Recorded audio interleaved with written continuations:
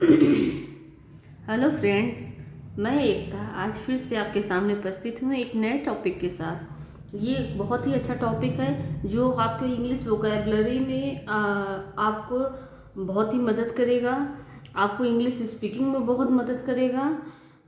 मैंने सिर्फ एक छोटा टॉपिक लिया हुआ है, एक छोटा सा फ्रेज लिया हुआ है और उसको कई एग्जाम्पल के साथ मैंने आपको बताने की कोशिश की है। और चलिए आगे चलते हैं, देखते हैं कि कैसे इस फ्रेज के यूज से हम अपने सेंटेंस को बनाते हैं। ठीक है। सिर्फ सो कॉल्ड मीन्स होता है सिर्फ नाम का, केवल नाम का, कहने को। यहाँ पे तीन अर्थ जो है इसके निकल के आते हैं। अब हम इस फ्रेज का यूज एग्जाम्पल में करेंगे।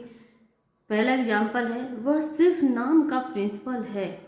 ही is a so called principal. यहाँ पे सो कॉल्ड जो है फ्रेज के रूप में यूज हुआ है, सिर्फ नाम का प्रिंसिपल है। यहाँ पे सिर्फ नाम के लिए सो कॉल्ड का यूज हुआ है। तुम सिर्फ नाम के दोस्त नहीं हो, ये एक निगेटिव सेंटेंस है, मगर यहाँ पे सिर्फ नाम के लिए आपका यही फ्रेज यूज होगा, you are not a so called friend. वह सिर्फ नाम का नेता है, he is a so called leader. अगला सेंटेंस है, वह सिर्फ नाम का बिजनेसमैन है, he is a so called businessman. Next है, वह सिर्फ नाम का कप्तान है, he is so called captain. Next है, वह सिर्फ नाम का शिक्षक है, he is a so called teacher.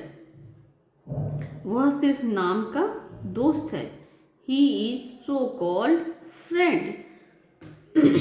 यहाँ पे मैंने कुछ एग्जाम्पल लिए हुए हैं जिसमें मैंने सो कॉल्ड का यूज करके आपके सामने रखा है।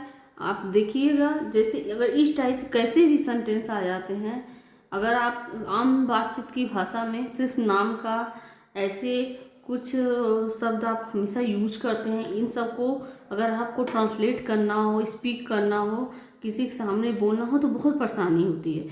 मगर आप इन छोटे छोटे फ्रेजेस की सहायता से आप इसको बहुत ही आसानी से बोल सकते हैं। तो मेरा टॉपिक था सो कॉल्ड। मुझे उम्मीद है कि आपको मेरा पढ़ाया हुआ समझ में आया होगा। मैंने सिर्फ एक फ्रेज लिया है और उसको कई एग्जाम्पल के थ्रू आपको बताने की कोशिश की है।